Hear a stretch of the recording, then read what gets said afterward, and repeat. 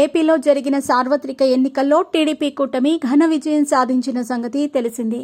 175 assembly స్థానాలకు గాను ఏకంగా 164 ఎమ్మెల్యే సీట్లను కైవసం చేసుకుంది. ఇక గత అసెంబ్లీ ఎన్నికల్లో 151 స్థానాలను కైవసం చేసుకున్న వైసీపీ ఈసారి కేవలం 11 స్థానాలకు మాత్రమే పరిమితమైంది. అధికార వైసీపీ కేవలం 11 స్థానాల్లో మాత్రమే విజయం సాధించింది. వైసీపీ కీలక నేతలు, మంత్రులు ఈ ఎన్నికల్లో ఘోరంగా ఓడిపోవటం జరిగింది. 11 సీట్లలో మాత్రమే విజయం సాధించి ప్రతిపక్ష హోదా కూడా సాధించలేకపోయింది. 4 పార్లమెంటు స్థానాలకు మాత్రమే ఆ పార్టీ పరిమితమైంది. ప్రభుత్వ వ్యతిరేకత, ప్రజా ఆగ్రహంతో వైసీపీ కంచుకోటలు కూడా బద్దలయ్యాయి. వైసీపీ ఘోర ఓటమితో ఆ పార్టీలో గెలిచిన ప్రజాప్రతినిధులు ఎంతమంది ఉంటారా అనుమానం కలుగుతోంది. ఇప్పటికే మాజీ మంత్రి రావెల కిషోర్ బాబు వైసీపీకి రాజీనామా చేశారు. విజయవాడ మాజీ ఎంపీ కేశినేని నాని రాజకీయాల నుంచి తప్పుకుంటున్నట్టు ప్రకటించారు. నటుడు ఆలీ సైతం వైసీపీ ఓడిపోవడంతో రాజకీయాల నుంచి తప్పుకుంటున్నట్టు ప్రకటించారు. పార్టీ ఓడిపోవడంతో చాలా మంది నాయకులు పార్టీ మారేందుకు చూస్తున్నారని తెలుస్తోంది.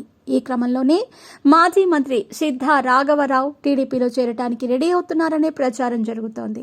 2014 ఎన్నికల్లో దర్శి నియోజకవర్గం నుంచి ఎమ్మెల్యేగా విజయం సాధించారాయన. 2014లో టీడీపీ, బీజేపీ ఉమ్మడి అభ్యర్థిగా పోటీ చేసిన సిద్ధా రాఘవరావుకు జనసేన మద్దతు లభించటంతో కాపు సామాజిక వర్గం ఓట్లు ఎక్కువగా లభించాయి.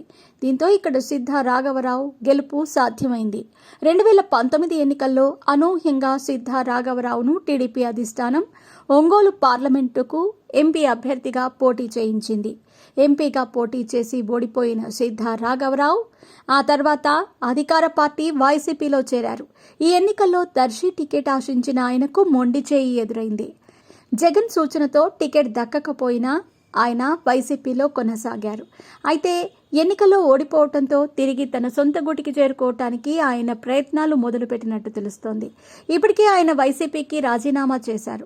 రాజీనామా లేఖను కూడా పార్టీ అధినేత వైఎస్ జగన్ కు పంపారు. జిల్లాకే చెందిన విద్యుత్ శాఖ మంత్రి గొట్టిపాటి రవికుమార్ ద్వారా టీడీపీలోకి రావటానికి సిద్ధా రాఘవరావు ప్రయత్నిస్తున్నట్టు సమాచారం.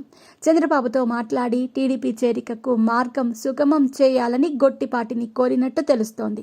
మరి కష్టకాలంలో టీడీపీని వదిలి వైసీపీలో చేరిన సిద్ధా రాఘవరావును చంద్రబాబు పార్టీలో చేర్చుకుంటారా లేదా అన్నది ఇప్పుడు చర్చనీయాంశంగా మారింది.